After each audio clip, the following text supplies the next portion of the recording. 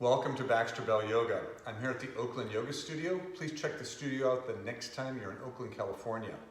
And don't forget, you can now order my book and my t-shirts from my website. The link is on the screen right now, and you can also find great information about upcoming workshops, retreats, and yoga travel adventures. Also, you can find longer video practices to do with me on the website Yoga U Online. Look for their practice channel tab and check that out. They have a great offer for new students. Today, I'm very excited to share with you a wonderful practice to help stretch the neck. I'm going to hopefully do a series of these in the upcoming weeks and months to both help you have awareness of stretching and strengthening the neck in a good and healthy way. This is an area in which I find some people are not paying that much attention to, and they sometimes don't have a really good sense of what's going on. So today we're going to do a pose called Anantasana, or Vishnu's couch, and I have a special arm and neck hand technique that I like to use that I call the slumber party technique. So without further ado, I'd like to show that to you today. We're going to be using this today for mostly stretching of the side of the neck and the myo-fascial tissues in that area, as well as a little beginning work on balance. This is a preparatory or an introductory version of that pose. So a blanket with a little padding for your hips is a great idea on top of your sticky mat. I'm going to invite you to come on down to lie on your side, and I want you to stretch out, lying on your side evenly from legs to chest to head, your bottom arm pointing straight towards the wall behind you. And then I'm going to invite you to lift your head up, bend your elbow, and have your thumb at the corner of the jaw and your fingers around the back of your head. Your top hand rests on the floor in front of you. I take a quick peek down the front of the body to make sure that I'm not jackknifing or sway backing. Keep it nice and even, pressing the bottom foot down into the floor to help anchor the body. And then bring my attention to that top hand or that bottom hand. I want to go ahead and give a little gentle traction on the back of the neck and head in the direction that my head is pointing to establish a sense of stretch in that area that feels reasonable, comfortable, but also quite interesting.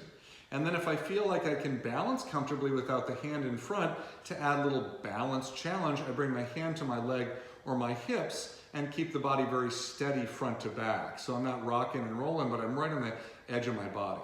I would usually stay for something like 6 to 8 breaths initially, 30 seconds or so, and then I might work up to a minute or longer if it feels good for the body. To come out, I'm going to lift my head up, lower my head down to my arm for a moment, bend the knees into the chest, and then bring yourself up and swing around to the second side. Now at home, you could also just roll over to the other side, but I want to give you that front view from both sides today. So coming down, stretching the bottom arm out in the direction the crown of your head's pointing. Check the front of your body, lift your head up, bend your elbow, and bring the head and arm into the slumber party position.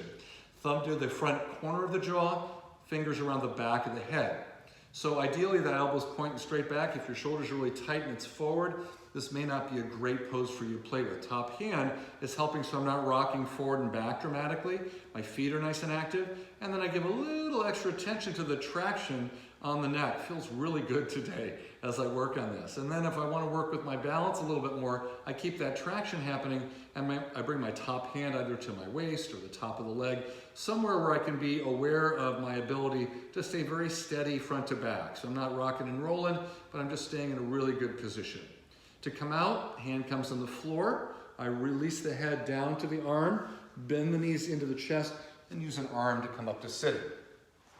So again, you can do that for longer. You could even go back and forth and do each side one more time.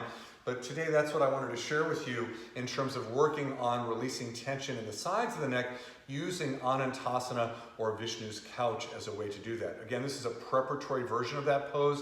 I'm going to show you another one of my favorite versions of this on another video in the near future. We'll still get the benefit on the neck, but we'll work with the legs in a way that gets us ready for tree pose down the road. So that's it for today. I hope you enjoy that. Play around with that in your home practice. Don't forget to continue to follow me on YouTube or Facebook at Baxter Bell Yoga. And until the next time, have a great week. Namaste.